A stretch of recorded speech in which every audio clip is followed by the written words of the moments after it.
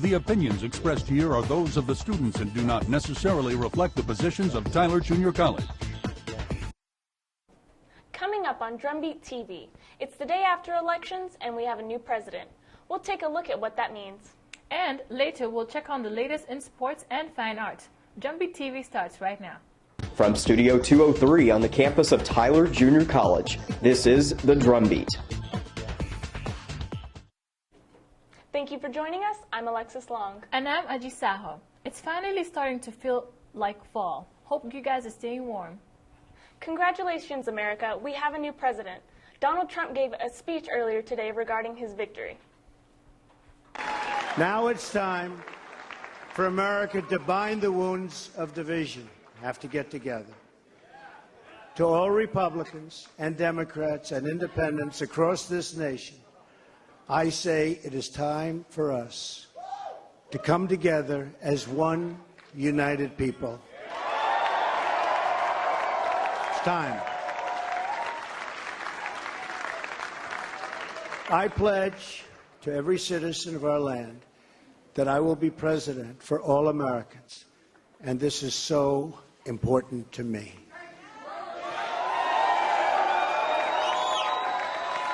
For those who have chosen not to support me in the past, of which there were a few people, I'm reaching out to you for your guidance and your help so that we can work together and unify our great country. As I've said from the beginning, ours was not a campaign, but rather an incredible and great movement made up of millions of hardworking men and women who love their country and want a better, brighter future for themselves and for their family. The Republican Party also swept the Senate and the House of Representatives, meaning big changes can likely be expected in Washington, D.C. The world faces much uncertainty in the wake of the Trump victory. Reuters News brings us more info on the reactions of the global community. The diplomatic language rolls on as the world congratulates Trump, but a divisive election in the United States also forces big choices elsewhere, if some are less diplomatic about embracing them, especially with the future of NATO and EU-US relations in the balance. The result is other than what most people in Germany desired, but of course we have to accept this, and we do accept it. And a choice to work with Trump is not without other risks. There is a sour mood in Congress, there is a protectionist mood in Congress, and that's not good for a country that's supposed to uphold the liberal world order. Don't expect too much free trade coming from America. It could be the opposite, protectionism. Britain and the United States are and will remain strong and close partners on trade, security and defence. But others might see an opportunity to make a friend of a US leader for whom Brexit was an inspiration. As far as the UK is concerned, this could be a good deal, because with Hillary Clinton in the White House, there would have been no chance of doing a really tasty either free market deal or a sensible deal with the United States on trade. Now there's half a chance. Deals, though, may be more difficult with a man he's publicly admired, but whom many see as his nemesis. Moscow's hopes that Donald Trump is all about deals are going to be probably shattered by two facts. First of all, the Trump's idea of a deal is that he gets 100% and the other side gets zero. That's exactly Vladimir Putin's idea of a deal. Trump is the answer for a US weary of globalization and political elitism, he claims. For the rest of the world, the questions are just beginning.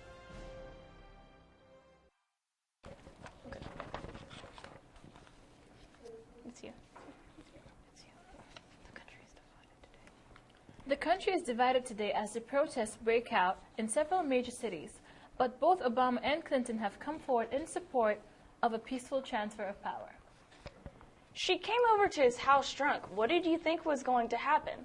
This is just one of the many statements that you will often hear to justify sexual assault. It's a part of a dark subset that is sadly found in places like college campuses. a society in which sexual assault has become the norm. Ricardo Mexicano shares more on the issue.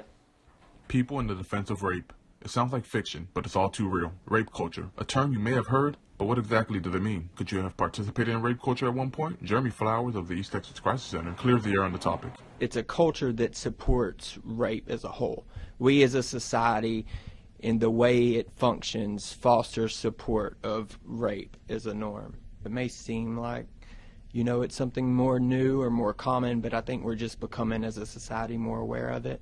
A common issue in rape culture is what classifies as consent, and who does it fall on? Consent is something that both parties have to give. You can remove consent, you can say no, you can stop at any time. What is considered sexual violence and assault is still often misunderstood and can lead to the mishandling of cases. Program coordinator for the Crisis Center, Pam Ortega, touches on the matter at hand. Touching or groping someone is not considered assault, it's kind of a misdemeanor, which it's still something that's very traumatizing for someone. There's a lot that needs to be worked on with that, to make sure that every kind of sexual violence is classified as something very serious that needs to be punished. The Texas Association Against Sexual Assault clearly details what sets sexual assault from violence. It has to be forced, coerced, some kind of threat for it to be sexual assault. We have seen time and time again that when the line is crossed, there's usually no turning back. And when someone doesn't respect that, that's when it turns into sexual violence, sexual assault. By law, catcalling, something viewed by most people as harmless, can be a form of sexual violence. It's unwanted, people yelling their opinions at you that you didn't ask for, and that can traumatize someone. Rape culture to many is still out of sight, out of mind, leaving a huge open wound.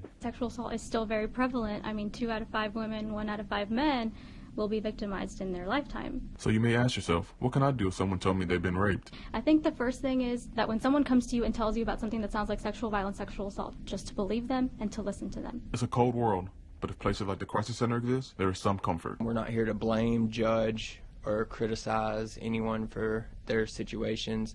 We're just here to provide hope, healing, and empowerment. They don't have to be in immediate danger if it was something that happened years ago, but it's still preventing them from living the life they want. They can come and receive services. I'm Ricardo Mexicano for the DrumBeat.com.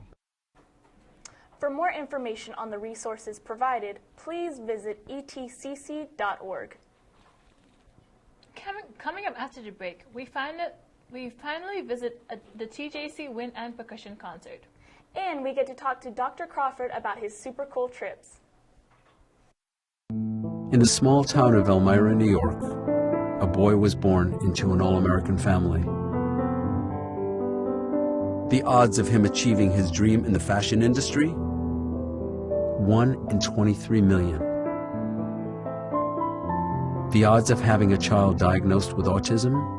1 in 68. I am Tommy Hilfiger, and my family is affected by autism. Learn more at autismspeaks.org/signs. Huntington! Every proper bear knows that the right fit means everything. Especially when it comes to car seats. Oh, really? I just did what any bear would do. So know for sure that your child is in the right car seat for their age and size. I like it. To learn more, visit safercar.gov/the-right-seat. Oh, hello there. Oh, where's that bear?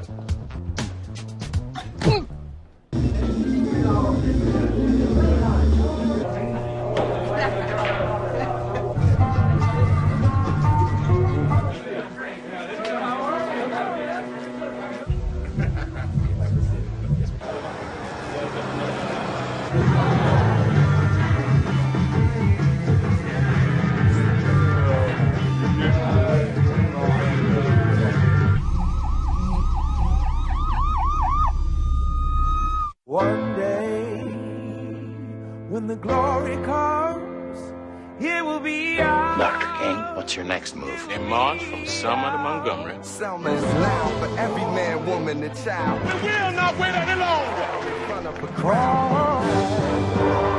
Thine eyes have seen the glory.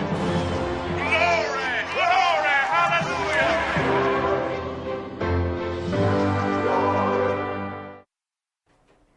Welcome back to DrumBeat TV. TJC now has a new website with content completely different from the previous. Some of the new features include separate portals for current students and prospective students, and it can also be viewed through mobile. If you experience any search errors, it is simply because information from the old one is still transferring. Wood blocks being hit on the stage floor and performers making wind-like sounds was the way last week's wind percussion and wind ensemble percussion concert was commenced, and it continued with interesting music through the night. A series of live music fills up Wise Auditorium with Mr. McGowan's percussion ensemble and Mr. Strickland's wind ensemble at last week's concert. Doing both in the same night means that we can get a bigger audience for both groups, and it also means, because it is the fall and these students are super busy, so doing both concerts together means that we can both put together 30 minutes worth of music and not have to stress our students out too much with marching band and jazz band and drumline and everything going on. So doing it together makes it kind of a fun evening. Plus there's a lot of variety. If you really like band, then you're going to get to hear some percussion ensemble and then get to hear band. If you really like percussion ensemble, then you're going to get to hear them and then stick around to hear the band. So, we started that about 3 or 4 years ago.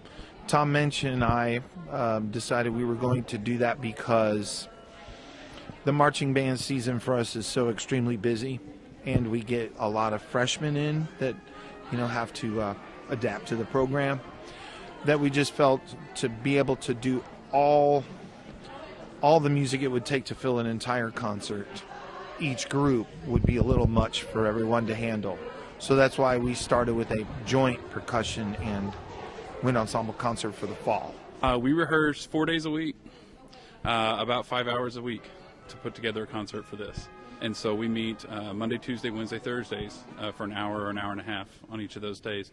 And it's not just for this music. I mean, we're preparing music for a concert in February and then another concert in April. So.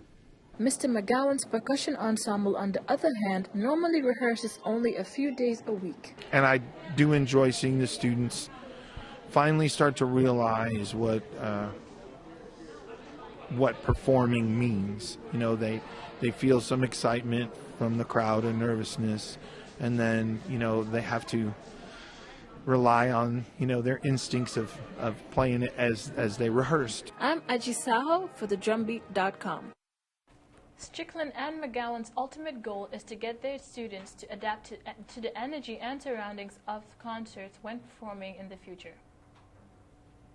Dr. Crawford has an annual trip to New York where his TJC students have the chance to go and watch plays and experience Broadway. Aji Saho brings us the scoop. Director and Professor Dr. Crawford takes his theater students and anyone interested to New York each spring to give them a chance to view live plays. We've been doing this New York study travel for about, 15 years. And so what this trip will do for them is establish New York as a place that is not all that scary, and that it's an exciting place, and they get to see how you do it in New York and the challenges that it takes, and quite possibly, is this the place you really want to be? Because the biggest decision that a theater major has to make is, do I want to be a performer, or do I want to be a technician in professional theater or educational theater, or do I want to go that route at all? The students sometimes also have the opportunity to meet theater legends at the end of each play. So you have the freedom to stay afterwards, and what they do is after a show they can come out to the back and meet the audience if they so desire. Some casts don't and some casts do. So there were a lot of opportunities to get to meet some actors and actresses, and yeah. All you got to do is come see me. I give you the papers, or you can go online. You can go to the theater department online of the TJC website, and the forms are there as well. I'm Ajisaho for the DrumBeat.com. Once you fill out the application, make sure to deliver it to Dr. Crawford at his office, located at the Wise Cultural Arts Building, Studio 7. When we come back, Ben Savallo gets to hang out with some cool Polynesian guys who have come to take classes and play football at TJC. And Ricardo Mexicano takes a peek into the details of the mentor program we have on campus. Stick around. Morning, Gary. We are GetSchooled.com. You want a college education, don't you? You know you do. Yeah, but I don't know where to start. That's why we're here. We're free, handsome. I think we're breathtaking. And here to guide you through every step of the way, starting with attendance. Gary, financial aid forms. Biology homework, G. I got this. Is that Bran?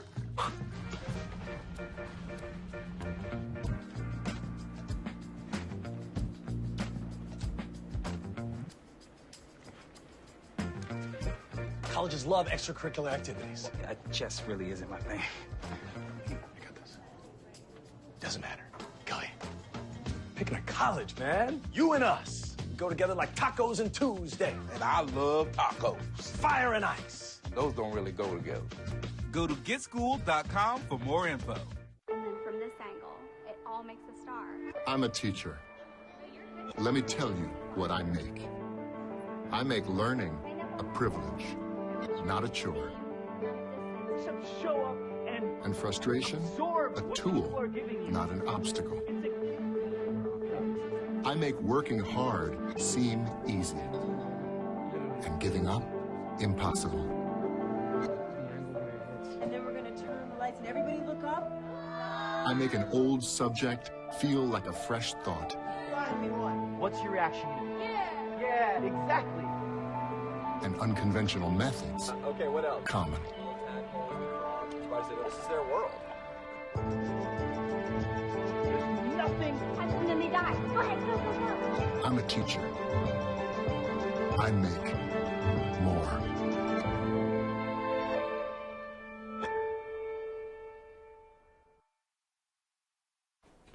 Welcome back to DrumBeat TV. Football is looked upon as the most American of American sports, attracting fans all over the nation.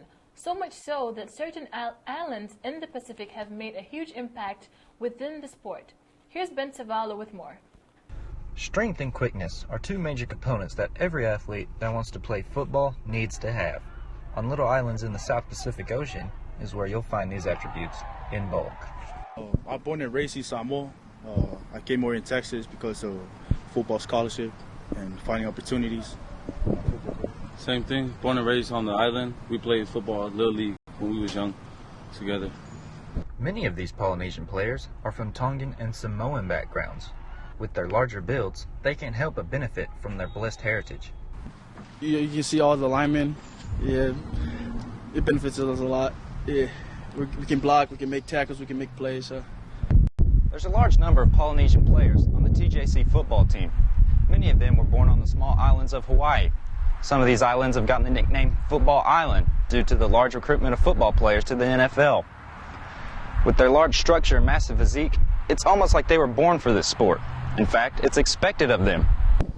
I say we have high standards. People have a high expectation for our culture, and so we just pursue that. Although it may seem like they're far away from the South Pacific Islands, these Polynesians aren't having any trouble making themselves at home. When I first came out here, there was just a few of us, and kind of felt homesick at some point. But then the more there were, then just felt like home over here. We speak our own language, and just feels like home over here in Tyler. These athletically skilled student athletes help lead the way to a 6-2 regular season record and a spot in the top 10 polls heading into the postseason. I'm Benjamin Savallo for TheDrumBeat.com. TJC Football hopes to find more success in recruiting players from all corners of the globe.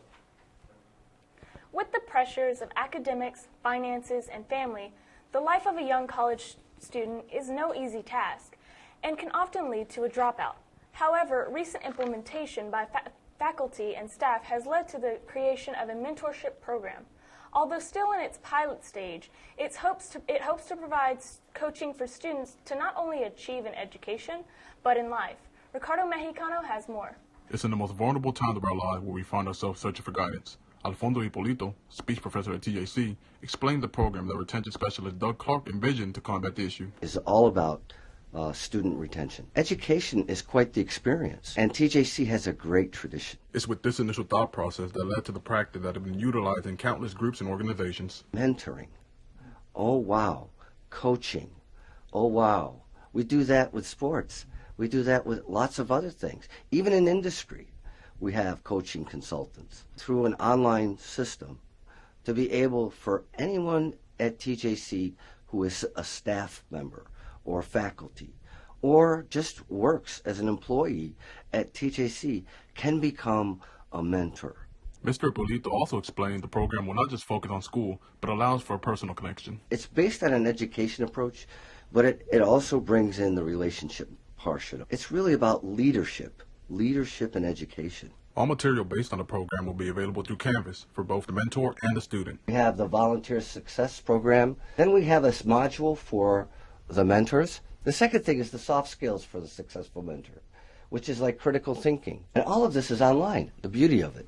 Meetings will also be conducted between the mentor and the student to assess the progress that has been made. Every meeting that they have with a coach, there's a, so to speak, a very quick description as to what happened in the meeting and what was planned and said, and then what would be the results, expectations for the next meeting. A mentor can provide the human interaction that has been displaced in many social circles. Mentoring is so important today, but because of technology and because of all the things that we have, we've kind of lost some of that human touch. In the moment, a mentor can say or something to that student that would inspire them. Being that it's already in pilot mode, the program is expected to arrive soon. In the fall or summer of next year, actually making the program live. Mr. Ippolito also talks as to why he decided to get involved in the program. Hard work and diligence and preparation and desire all count, but because of the mentors that I had, this is my way of giving back. And that is part of the inspiration for why I got involved in this. There are many goals set out for the program, but a more simplistic one is presented to both parties involved.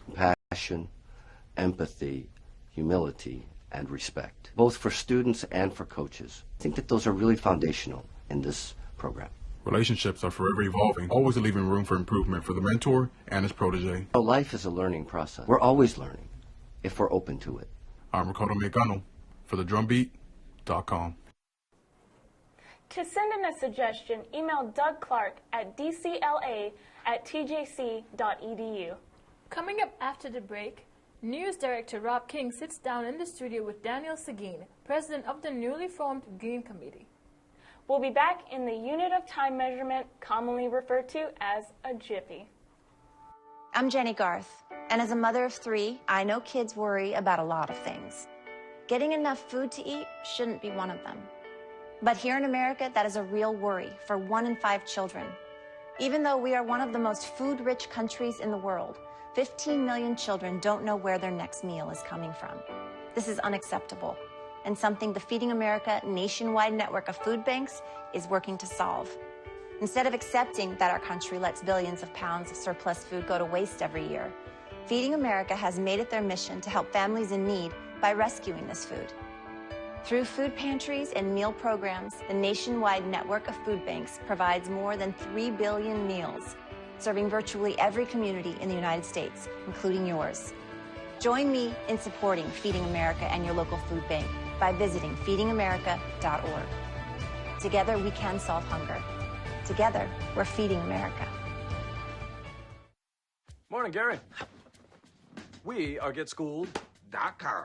You want a college education, don't you? You know you do. Yeah, but I don't know where to start. That's why we're here. We're free, handsome, I think we're breathtaking, and here to guide you through every step of the way, starting with attendance. Gary, financial aid forms. Biology homework, G. I got this. Is that Bran?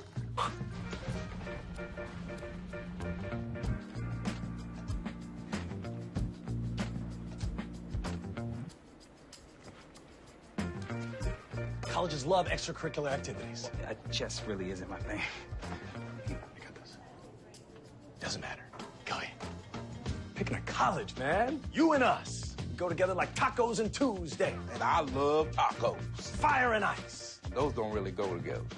Go to GetSchooled.com for more info. Welcome back to DrumBeat TV. Joining us in the studio today is Daniel Seguin, sophomore president of Student Senate and also president of the newly formed Green Committee, which you might remember we first broke the story over in a previous episode. He's here today to discuss the Green Committee in more detail, its progress since officially breaking ground outside Potter Hall, and what its plans are for the future. Thanks for joining us today, Daniel. Of course, my pleasure. So tell me, what title do you hold? I guess president would be the title. Yes. And what does that entail within Green Committee? So basically, as president, kind of like a general manager. So I'm basically making sure people are showing up to the meetings. I'm making sure other officers and setting officer meetings and making sure they're showing up. And just making sure that we have people in those positions. So going out and sharing with people, talking with them about what's available and what people we need help. Fantastic. And so what is Green Committee's purpose? What's your mission?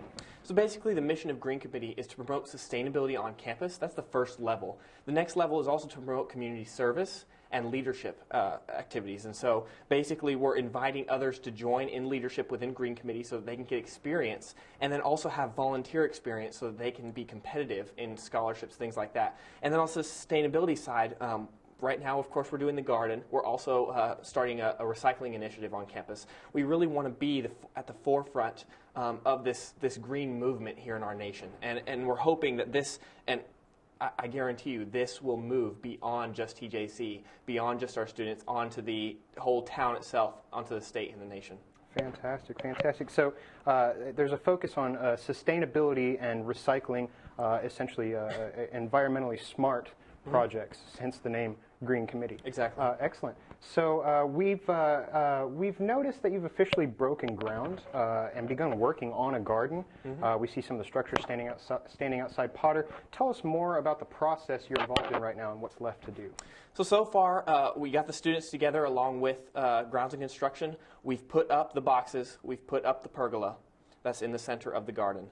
So what's next is we have to get some dirt. We have to fill them with our potting soil, everything like that, and get it ready to be planted. Next, on the 17th of November, we have an event that's going to happen there where we're going to have the official, I guess you could say, groundbreaking, where we're going to plant the first plants, give away some different things and have some speakers and things like that. Awesome. So can anyone contribute to the garden, and in what ways can they do so? Of course. Yeah, anyone can come to our meetings. They're every single Friday at 3 o'clock. We'll usually either meet in the Honors Lounge or in the garden. A good bet is to just come to the Honors Lounge. And basically, that's the first level that they can get involved. Also, they should get on OrgSync and become a member on OrgSync. It's open to everyone, so they can just click on Join, become a member, and they can get updates day to day on what's going on within the Green Committee and where we could use some help. Fantastic. Thank you so much for joining us. Of course, today, Daniel. My pleasure. Pleasure to have you in the studio. Thank you so much. We'll be right back.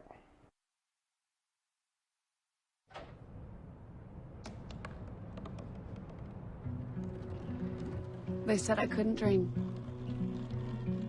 Called me a piece of trash and swore that's all I'd ever be.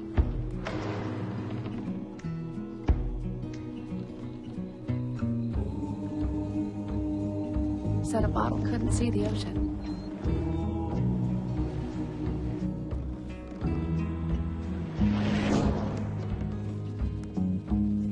Give up. Go back to the dumpster. But I didn't listen. I made my way.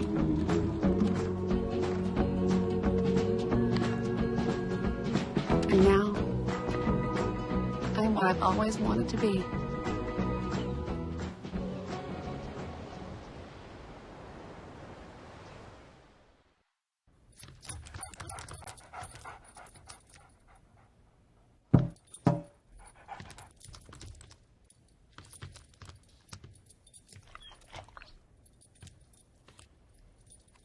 There's a shelter pet who wants to meet you. Meet one today.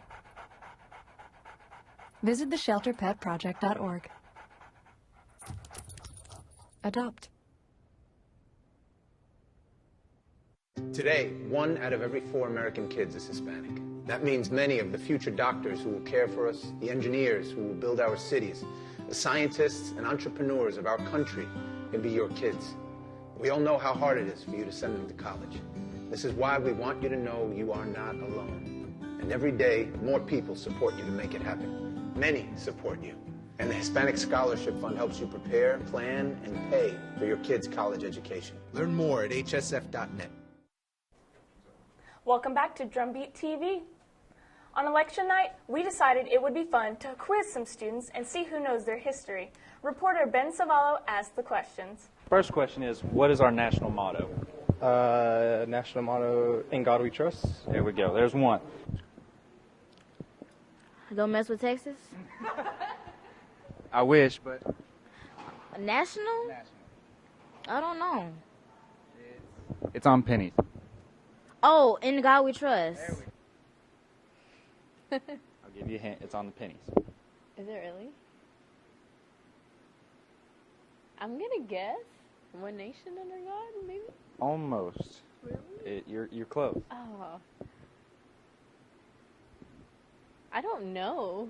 It's In God We Trust. Oh. What is the Statue of Liberty's official name? It's Liberty enlightening the world. There we go. There we go. Lady Liberty. That's a good guess, but no. Portia? Huh? Portia? This one's a little harder. Statue of Liberty's official name. Which two states were the last to join the USA? Mexico and Canada. No. Okay, which two states last to join the United States? Rhode Island, Hawaii. There we go. And Alaska. Yay. Was it Hawaii and Alaska? There we go. Well, that was fun. Thank you for joining us today. Don't forget to catch our final broadcast for this season on Wednesday, November 23rd. Remember, you can always find the latest news at thedrumbeat.com. Good night, good luck, and ad Victoriam. The opinions expressed here are those of the students and do not necessarily reflect the positions of Tyler Junior College.